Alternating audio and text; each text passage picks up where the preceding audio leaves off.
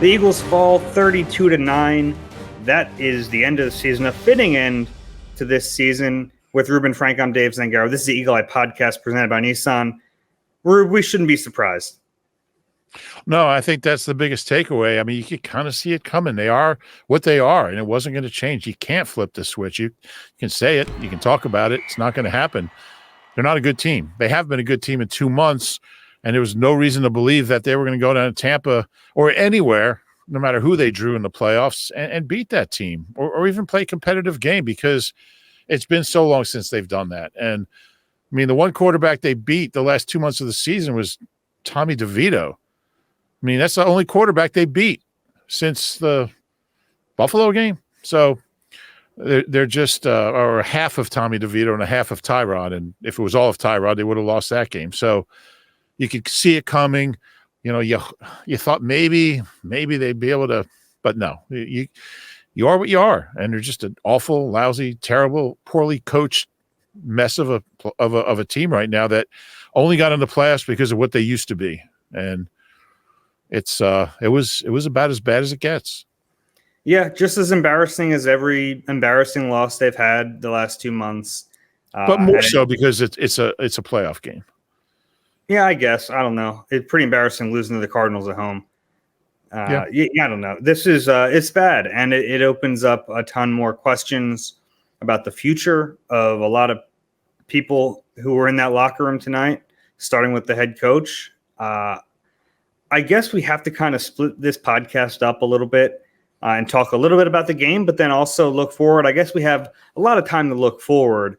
But I thought it, in a way, it was fitting the way this ended, because so many of the issues we saw with this team during this slide it was like a microcosm of the slide, what we saw at Raymond James Stadium tonight.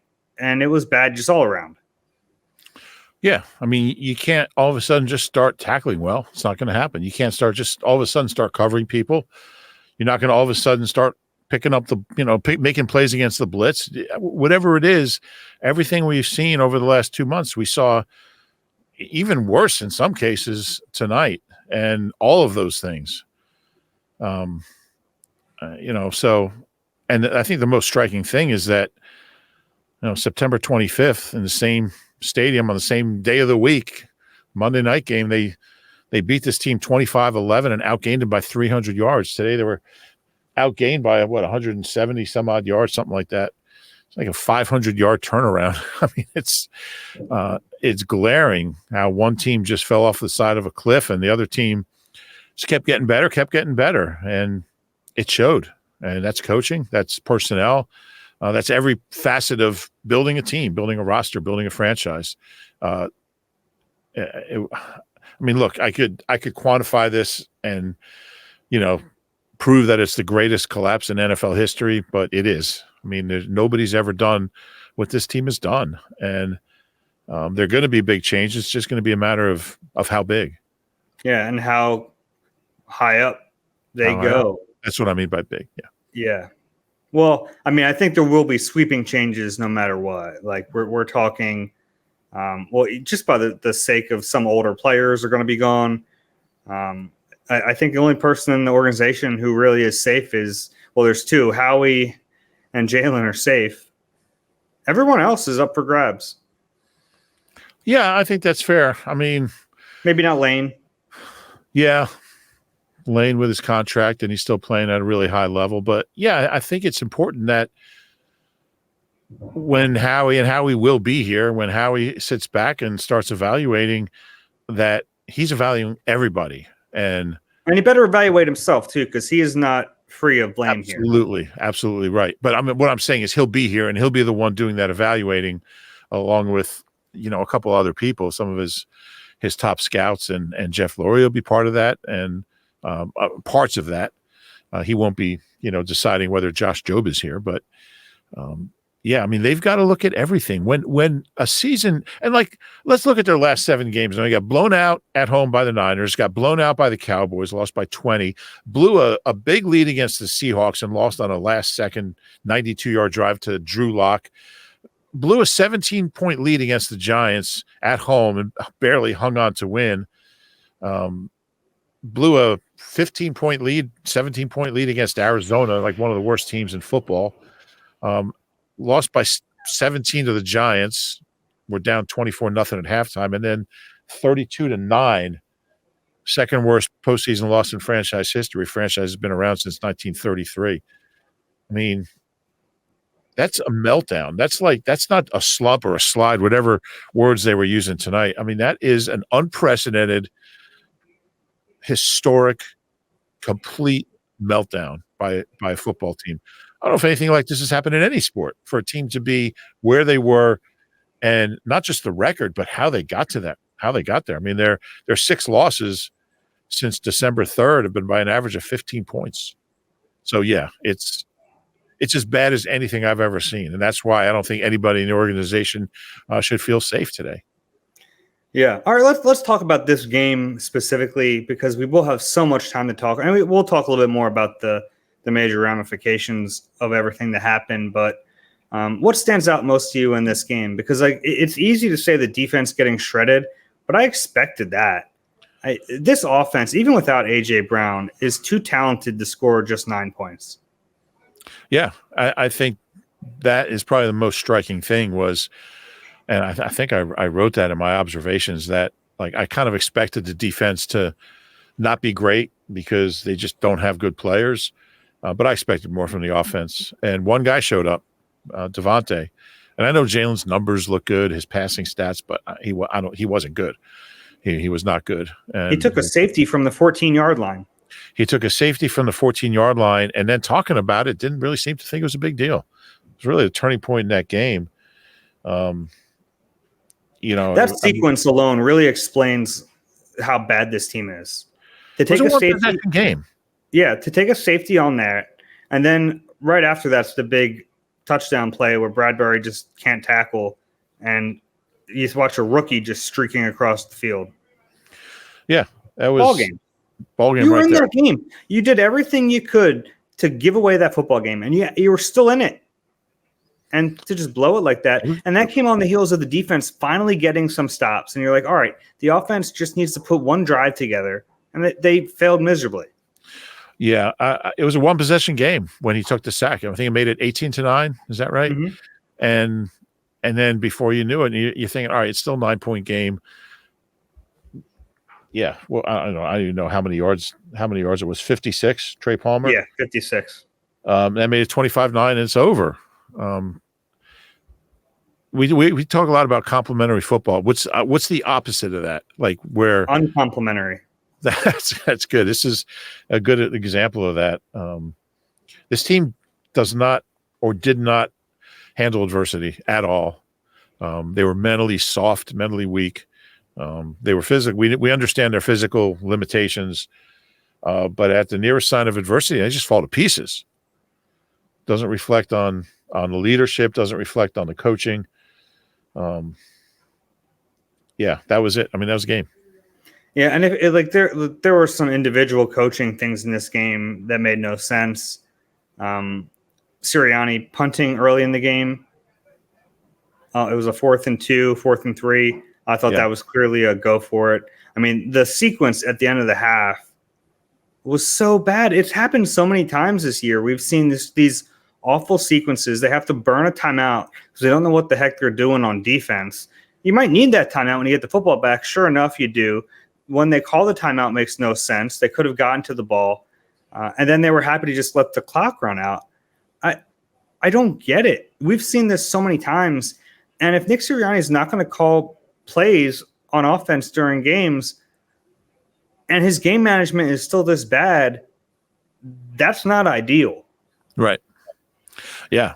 I mean, he was giving up play calling was supposed to free him to make these decisions. And he's not good at them. He's not.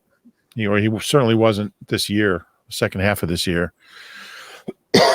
Sorry. It's been a consistent problem. And right.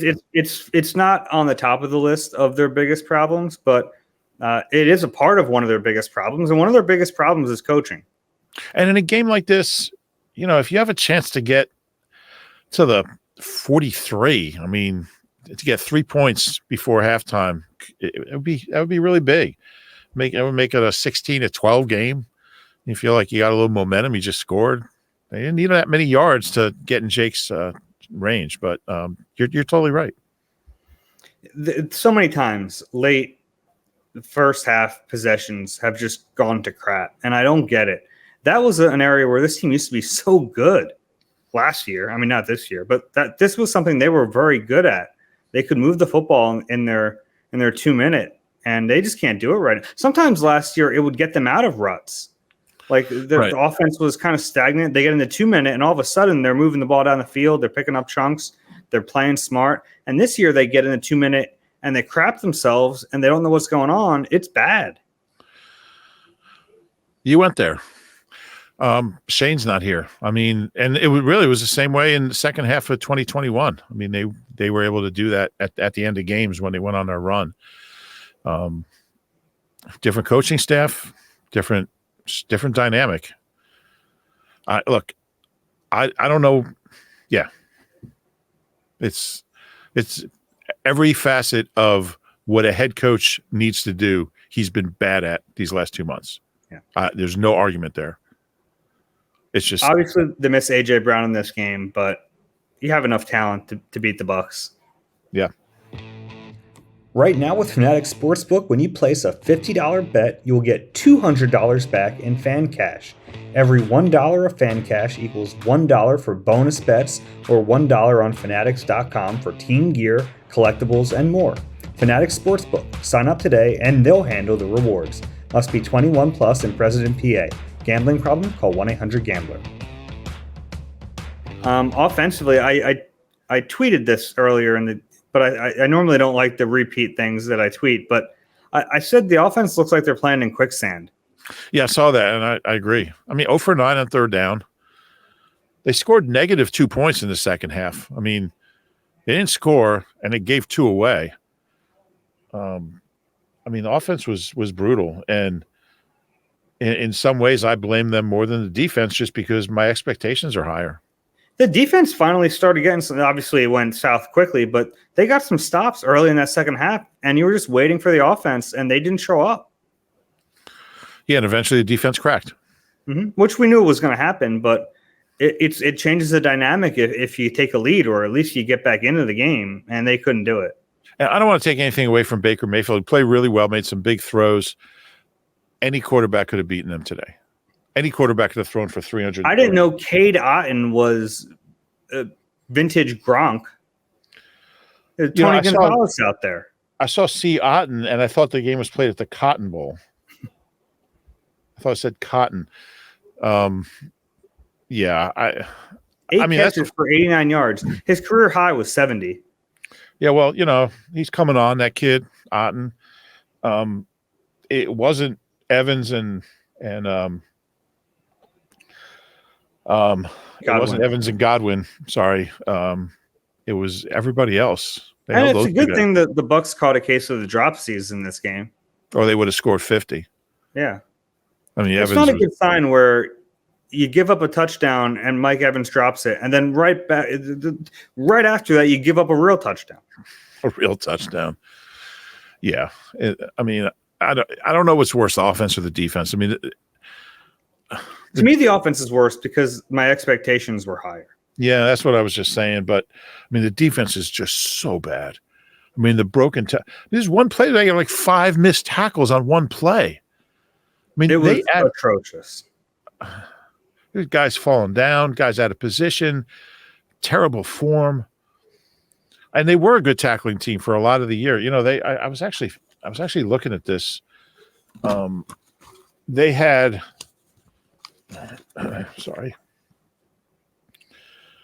They had 60 missed tackles in their first 15 games, 4 per game. How many do you think they had tonight? 12? I mean, I don't know what's a fair number. They had 18 in their last 2 regular season games, Arizona and the Giants. So they might have 30 in the last 3 games after having 60 in the first 15 games. Something just happened to this team. They just stopped fighting. They stopped fighting back. And yeah, it's a strange thing. you're right. The tackling issues are very bizarre. And sometimes it looks like there was effort. It was just like misplaced effort, which is even weirder. Like if guys were just arm tackling for who, for what, you'd almost understand that. Well, that's what Bradbury's been doing. That's what he was doing. I thought some of the other guys just out of position. And this could go back to the Frankenstein defense that we've talked about. When you have, and I don't know, maybe it's not valid anymore. It's just 5 games under Patricia, but that's still like with no training camp and no OTAs with his defense. You got 2 defenses rolling around these guys' minds, 2 different sets of terminology. I think both of them might be bad. And both of them, that's a very good point. And I think Matt Patricia's is worse. I mean, at least we saw some good moments, some good games from Sean Desai. I mean, the first Tampa game, the Rams, the Dolphins. I mean, Sean Desai might be a good coach after seeing how bad this defense has gotten. Yeah. I mean, when his defense has played bad, it was the Niners and the Cowboys. Mm-hmm. Matt Patricia's have played bad against bad teams or average teams and bad offenses. I don't think they've faced a top 10 offense since the Cowboys game. So I don't think Matt Patricia ever faced a top 10 offense. Certainly not the Giants or the Cards, not Tampa, not Seattle. So, yeah, but it's probably a good thing they lost this game. Imagine them going to Detroit facing that offense. Detroit might have put 59 up and gotten back for the 95 wild card game at the Vet. The Eagles put up 59. Was it 58? 58-37. Sorry. I apologize. Getting that wrong. They would have gotten 59. They get one more. Yeah, that's fair. That would have been a scary matchup in that dome. They might have. I mean, because look, Tampa could have scored mid-40s easily if they wanted to. They called off the dogs. Todd Bowles did. And you look at this defense, like you look at the offense. There's a lot of guys that will be back, that should be back, that you figure if with an upgraded play caller, and we'll see about the head coach with an upgraded offense, they have good players. When you look at the defense, I mean, how many guys do you want back? I mean, Fletcher Cox is their best player. That's not ideal. Obviously, Jalen Carter will be back. Yeah. Jordan Davis will be, but yeah, you want Hassan Reddick back. I think Josh Sweat's gonna be back by contract. Right. That might be it. Yeah. That might be it. I mean, some of the young guys, Keely Ringo will be. Yeah, here. like you're gonna keep the young guys who aren't getting paid anything. Yeah. Sidney Brown, when he heals up, he'll be here. But there's not a lot of them. I mean, I think BG was really good for the role he played. I don't know what their plans are with him. But now you start you got to get younger and faster. Like 2 of their better players are BG and Fletch. Yeah. So you got some decisions. By the way, credit both of those guys. They showed up tonight. They did. You know what? And not a lot of people did. Those 2 showed up. I agree. Fletch has had a really good year. And I mean, look, it's going to be a money thing with him. I think Howie will find a way to pay him and bring him here, but it also doesn't reflect great on your young interior lineman when you're like desperate to bring back what's Fletch, 33, 34-year-old guy. He's 33. 33. And, and I mean, BG said all along he wants to play one more year. I don't know what their plans are for him, but the effort's there, and in a very limited role, he was good. Mm-hmm. He was productive. Yeah. So, I mean, but there's so many of these guys. I mean, how many starters from tonight are not going to be here? I mean, Morrow won't be here. Cunningham won't be here. Byard won't be here. I don't know about Avonte Maddox. They probably need to not with his current contract. No, probably need to go in another direction. I think Shaq Leonard didn't play. I believe he won't be here. But all those guys, Bradbury obviously won't be here. Slade, do you know anything about Slade's injury? It didn't look good. I know he was getting X-rays. I saw him walking very gingerly through the tunnel. So at least he was walking again. Did not play well. Probably be back. You can't absorb two new cornerbacks. Yeah, I mean, he played a lot better than Bradbury this year. He was their best. But he's still not the play he used to be, and now he's going to be another year older, possibly coming off an injury. We don't know. Yeah, and you're paying him like a top corner, and he isn't to that level anymore. Yeah, but you can't take both. You're right. I don't think you can take both. No, I don't think of the dead money. Right. Yeah. So Howie's got his work cut out for him on that defense, and guys like N'Kobe, we don't know. I mean. Certainly, we don't know. The Buccaneers scored 9 points against the Panthers last week in a gotta-have-it game. Tonight they scored 32. We could have scored more. They put up 426 yards of offense. 30 offensively. Sure. So let's not exaggerate, Dave. God forbid. I mean, Carolina's actually got a pretty good defense. They got a better defense than the Eagles do. Apparently. I mean, they were like a top 5 defense. They just can't score. Mm-hmm. But you're right. They scored 9 points, 3 field goals in a game that they had to win, and they just scored at will. Eagles were 0 for 11 on third downs and fourth downs. Yeah, 0 for 9 on third and 0 for 2 on fourth. Unbelievable. I don't know how long Stathead's been doing third down conversions, but they're only the 4th team on record to go 0 for on third down. I think it's 91, maybe. I think it's about 30 years they've been tracking that. The blitz still gave them issues, big time, and it was almost. And you knew they were going to do it. An early blitz, and there's a bunch of vertical routes. Come on, how does that happen? No answers, and yeah, that's alarming. When the same thing. Look, everybody knew Todd Bowles was going to blitz. That's what he does. He does that against everybody. So against a team that can't handle it, what's he going to do? He's going to blitz like all the time. He did, and they didn't make one play against it. I mean, yeah. I had a little flashback moment after the game. I'm sitting in that little Tampa Bay press room waiting for Jalen Hurts, the last guy in. I mean, this was 2 years ago. Yeah.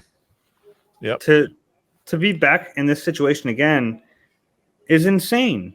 It's almost like the Super Bowl year was like a fever dream. It did happen, I think. And they're in a worse position now than they were in 21, you can argue.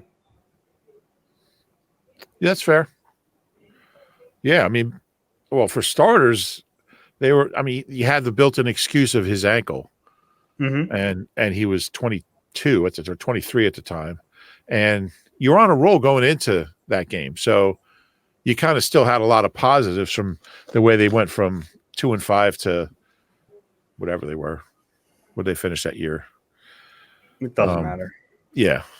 But yeah, there's just questions.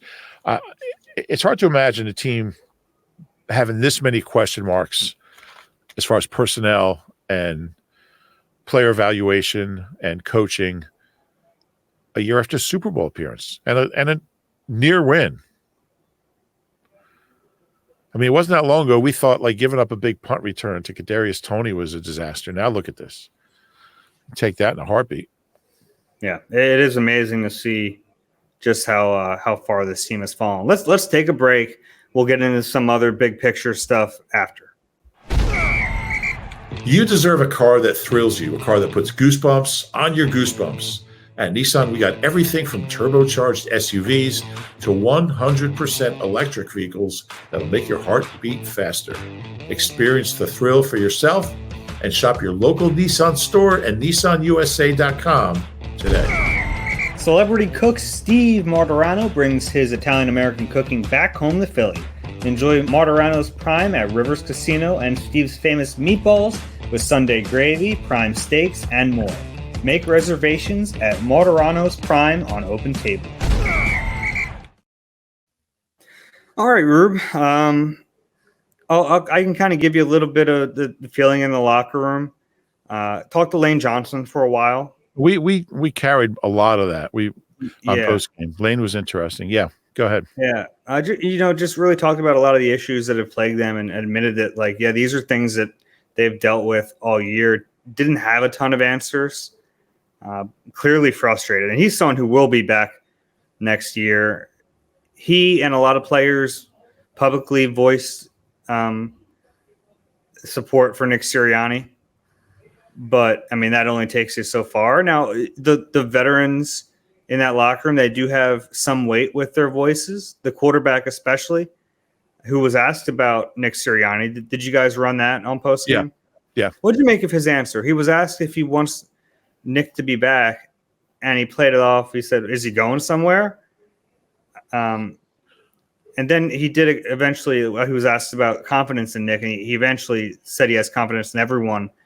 But I don't know. That was a chance for the franchise quarterback to publicly express his faith in the head coach, and he didn't do it. Yeah, it was weird. I got the sense that he was like he doesn't like to admit that he reads, I don't say the paper. Nobody reads the paper anymore, but he doesn't like to acknowledge that he knows what the media is saying, what people are saying, what fans are thinking. I think that was his way of saying, I have no idea. But it was definitely a lukewarm answer to a question that he had to know was coming. I would think he would have been prepped for that.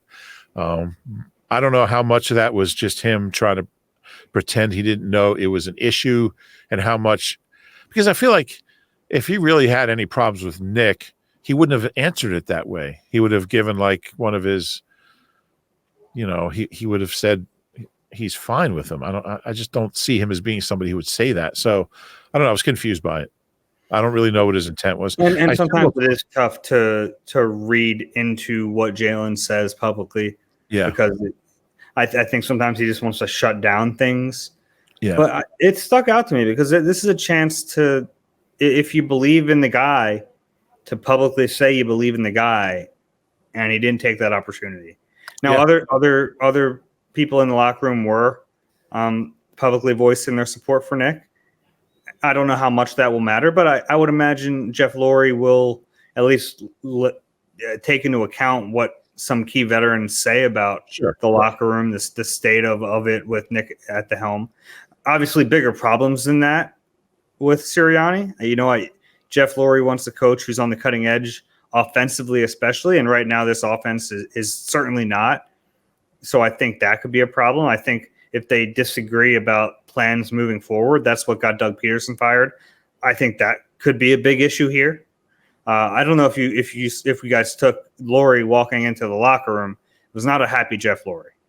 No, and you wouldn't think he would be. I think everything you just said is true. Everything you just said is accurate. I still think it's more likely than not that he will be here, that he will be back, Nick, just because I just think Jeff would want to give him a year to fix it, to be the guy who could fix it. But, I said before, I said during the week on the last podcast, I think if it's a blowout down there, everything's in play. And it was a blowout. It was ugly. It was embarrassing. I would not be surprised at all if he makes a change. I still think it's more likely than not he won't, but certainly plenty of reasons to do it. And again, it would be unprecedented to do it, but this collapse was unprecedented. So yeah, that's the thing. And it's sometimes, he even said when he fired Doug that Doug didn't deserve to be fired. But sometimes you have to do what's best for the organization. And I think there are legitimate reasons to question whether or not Nick is the right guy and whether or not he can fix this. I haven't seen a lot of reasons to believe he can fix it. Yeah. I mean, I look at he kept Andy around after that awful 2011 season, and he was 7-8 years removed from the Super Bowl at that point. He kept Chip around after 2014 when you could see the things starting to, the cracks forming in the foundation. Doug was 3 years after the Super Bowl, and they were 4-11-1 or whatever they were that year in 20. And I think, so everything you say is true. Everything you say is accurate. You can make a pretty compelling case to make a change. I just don't know if it's Jeff Lurie's nature. I'm not saying I wouldn't. I'd think long and hard about it, honestly, at this point. after what I saw today. Might have been the, what do you call it? The tipping point. tipping point. Thank you. Yeah. I would definitely, knowing Jeff, I would definitely think he would take at least a week to. I don't know. He might not have a ton of time because good coaches are going to get hired. But at least a couple days and talk to Fletch, talk to Kelce, talk to BG, talk to the veterans that he's known for a long time that he trusts. And I mean, I think the big talk is with Nick himself, because you got to figure out if organizationally you're on the same track. Like how receptive is Nick to saying, Howie and Jeff come to him with a list of DCs and say, one of these guys, or they say offensively, we need to do this more, or we need to do this more. I think that's what's going to happen. I think there's a good chance that'll happen. I think there's a good chance Nick wants to keep his job and will go along with that. Okay. And maybe he should, because their judgment might be better than his. I agree with that. Now, I think the trickier part is on offense. I think defensively, he'll probably be willing to give up and say, hey, give me a guy. We'll make it work. If they look at this offense and think it's stale, it does not maximize the players, which they'd be right to think that. Sure. And they want to massively change that. I don't know how receptive Nick would be to that, because offense is his thing. He takes pride in it. He thinks they hired him for his offensive scheme, which I don't think they did. I think they hired him because they liked him and because they thought he would be a good culture setter, and he has been that. I don't think offense was the big reason they hired him. I think it was a pretty significant part of it.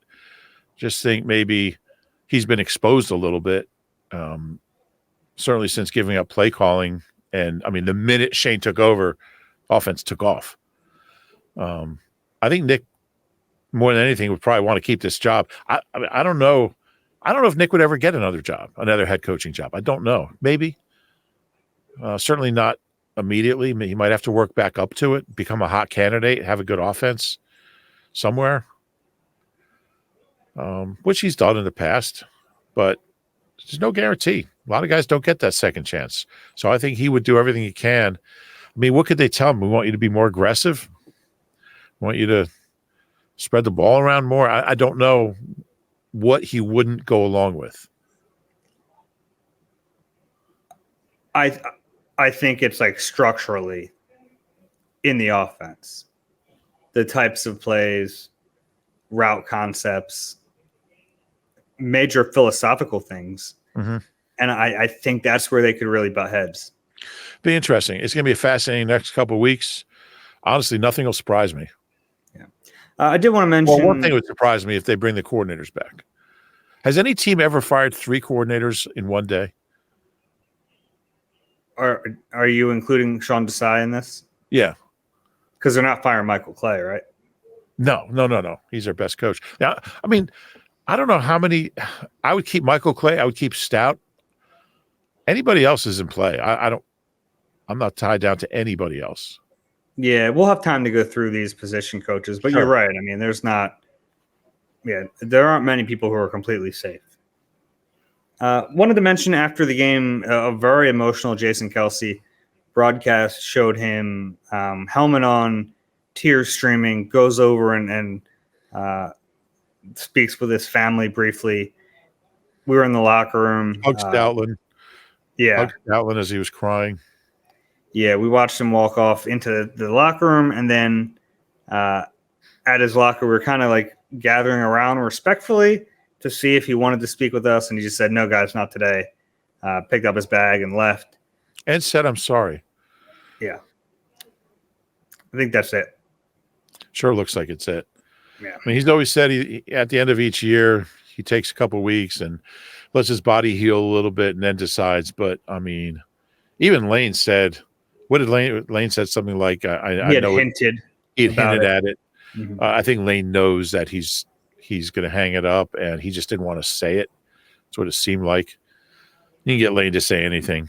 But, yeah, that's it for Kelce. And it's hard to imagine this team without him. hard to imagine this city without. I mean, I assume he'll still live here. I actually have talked to him about where his kids are going to go to high school, so I know he's still going to live here.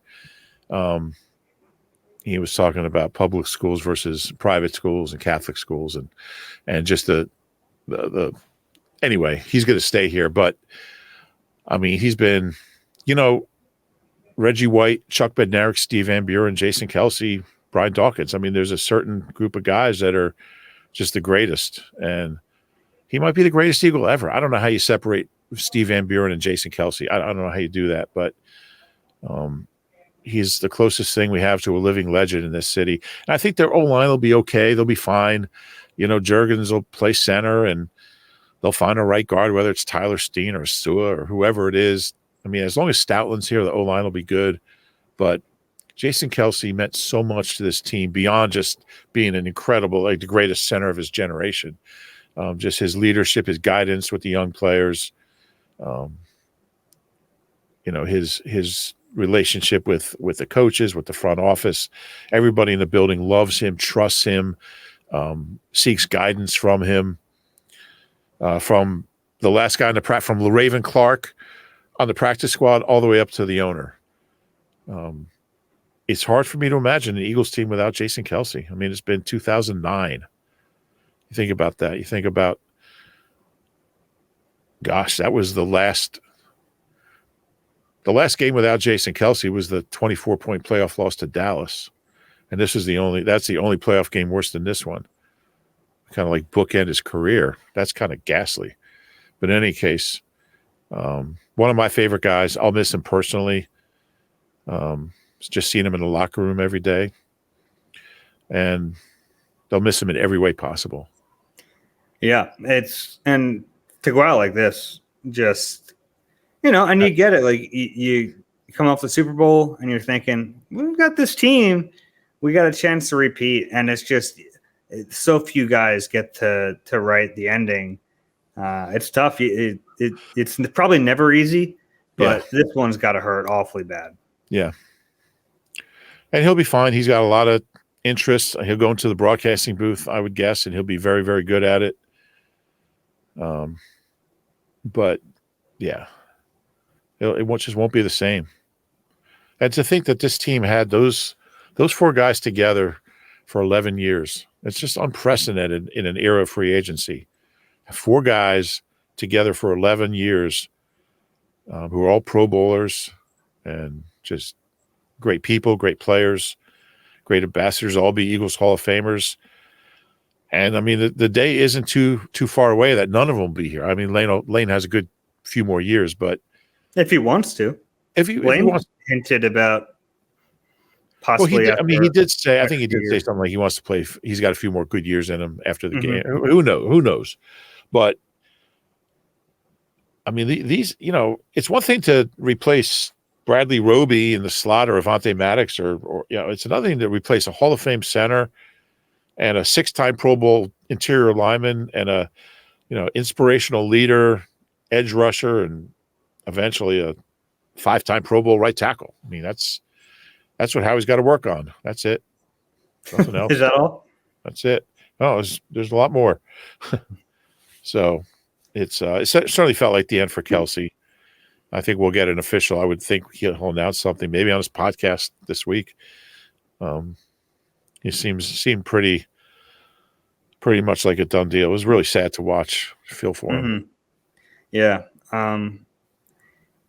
Eagles are cleaning out lockers on Wednesday. So for folks waiting to hear about that, that'll come out Wednesday. Hopefully we'll get to hear from the GM at some point here in the next few days. He doesn't really talk after the season, does he? I think so. No? I don't remember him, but I hope he does. Yeah, it's going to be a pretty wild offseason. Things are going to change. And I just feel like we talked about this. I feel like if Jeff Lurie had his mind made up that Nick was definitely back, he would have either been in the locker room after the game, made himself available to make that, just say that. He would have leaked it to one of the national guys, not him, but Howie. Somebody would have leaked it to one of the national guys. Hey, get this out there. We don't want this to be a distraction. None of that happened. All the usual ways teams have of getting the word out that, we're going to make a move, we're not going to make a move. And that's how the game's played these days. You leak it to Schefter or Rappaport or one of those guys, Garofalo, and they tweet that. Sources telling them, I'm not saying specifically any particular piece of news comes from any particular person, but generally when a team wants something out there, they have ways of getting it out there, is what I'm saying. And those guys all have incredible sources anyway. I'm not saying everything's coming from the team. Things come from a lot of places, but teams have ways of getting word out when there's things they want to get out there, and they didn't do that. Yeah, it's going to be an interesting few days here, few weeks, I guess. Dave's positivity corner? I'm just going to ask you, because the next podcast might be too late for this question. Yes or no, is Nick back? I think he's not back. It's a good answer. I'm going to say he is back. Okay. But only because the way this ended was so bad. You make a really compelling case. And I had this vision of him sitting down with Jeff Lurie and them not agreeing on the way to fix it. Totally fair. And that's what did Doug Peterson in. And I'm not sure. And this is always a weird subject. I'll never say someone deserves to be fired or they should be fired. I feel like that's not my place. I can tell you there are reasons for him to be fired that are legitimate. And I think it's on the table for sure. And if you're asking me what I think is going to happen, I think that's, to me, the most likely scenario. Fair enough. Positivity corner? Yeah, Dave's positivity corner. It's going to be a short one. Yeah. Devontae Smith. Was incredible. Eagles playoff record for yards. He came to play. He looked great. And you got to sign him now. Yeah. He's eligible for a contract extension right now. Him and Howie could have hugged after the game and tried to iron out a deal. The irony is that he broke a record set by Jeremy Maclin, I think 146, in an equally ugly postseason loss in Dallas at the end of the 2009 season. Donovan's last game as an Eagle. Yeah. Had a 74-yard catch from Michael Vick, who came in for one play. But anyway, Devontae was incredible. He showed up. He made every tough catch. He with AJ out, Devontae had to be great for them to have any chance. Now, they didn't have a chance, but he was – and he's coming off a knee injury too. I'm sure he was an ankle. Yeah, my bad. I'm sure he wasn't 100%, but, I mean, he was a beast out there. If they had 21 other guys that played as hard as he did and made as many plays as he did, they would have blown this game wide open. But he was like a one-man crew out there. He was incredible. You got anything? I don't know if I have anyone else. I mean, I thought Milton Williams made a couple plays, but who cares? I don't have anything else. I don't think there's one other player who rises to the level of Dave's positivity corner. I don't think there's one other person. That might be a first. He scored 9 points. I think you're right. It was bad. It was just bad all over. Fitting into a utterly just the worst collapse we've ever seen. Yeah, worst collapse anyone's ever seen. And Devontae had 148, and nobody else had more than 32. Mm-hmm. The Bucs had like 5 guys with 50 yards for like 45 yards. They spread the ball around to a bunch of guys no one's ever heard of. With a quarterback on a bum ankle and with his fourth team in 4 years. Yeah. Eagles had one guy that showed up. Terrible. All right. Now, I do want to say the season's over, but we'll keep plugging away. We'll have podcasts through the off season. And it's going to be a busy off season. So whenever there's news, we'll try to be with you guys and break it down as best we can. It's going to be a lot this off season. Halfway through the year, you're thinking, no matter what, it's going to be a quiet off season. They're going to just run this back, and that is not the case anymore. No. We just saw something that has never happened before. I hope to never see it again. Yeah. If you enjoy the podcast, please do us a favor, rate and subscribe wherever you get your pods. If you're watching on YouTube, click that like button, subscribe there as well. We appreciate everyone who watched, who listened, who commented, who gave us 5-star reviews, all that good stuff, who tweeted at us and left comments all season long. We appreciate the support. You guys are fun, and we love doing this for you. Any final words, Rube? No, I'm glad you said that. I echo everything you just said. We appreciate you so much. And, it's funny because like our podcast listeners are like the smartest people on Twitter. You ever notice that? Like the really good comments you get, the funny ones, the intelligent ones, are always from our podcast listeners. And we appreciate you so much. And, we're not going anywhere. We'll be around all off season. Through the combine and free agency and the draft and onward toward next September. First things first, I got a flight to catch at 7 a.m. So that's it. This has been Eagle Eye presented by Nissan. For Rube, I'm Dave. We'll talk to you soon.